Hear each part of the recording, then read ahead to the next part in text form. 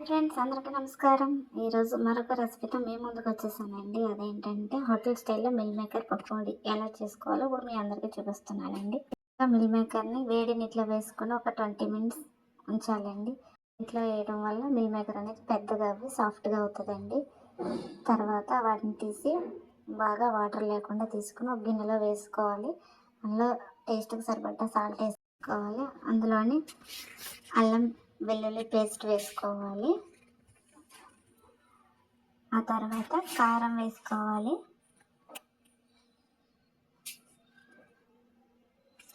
అందులోనే గరం మసాలా పొడి కూడా వేసుకోవాలి.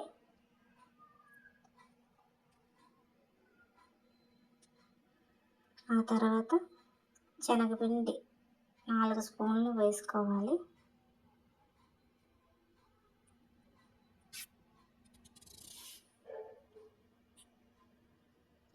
వేసుకున్న తర్వాత కార్న్‌ఫ్లోర్ కూడా వేసుకోవాలి.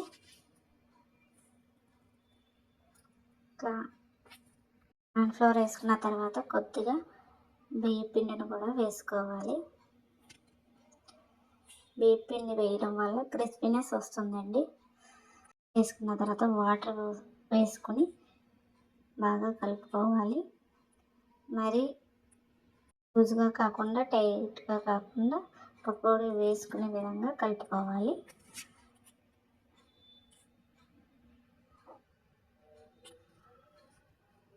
అయితే కలర్ వేస్తారండి, నేనైతే కలర్ వాడట్లేదు.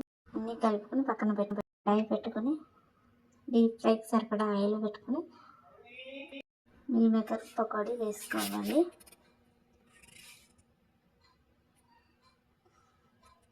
వేసుకొని వాటిని బాగా ఫ్రై చేసుకోవాలి. అవి బాగా ఫ్రై అయిన తర్వాత ఒక ప్లేట్లోకి తీసుకొని వాటిపైన ఉల్లిపాయ ముక్కలు వేసుకొని నిమ్మకాయ పిండుకుంటే ఎంతో రుచికరమైన మిల్ మేకర్ పకోడీ రెడీ అండి. రెసిపీ మీకు నచ్చినట్లయితే మీరు కూడా ట్రై చేసి ఎలా వచ్చిందో కామెంట్ చేయండి. అలాగే మా ఛానల్ని సబ్స్క్రైబ్ చేసుకుని లైక్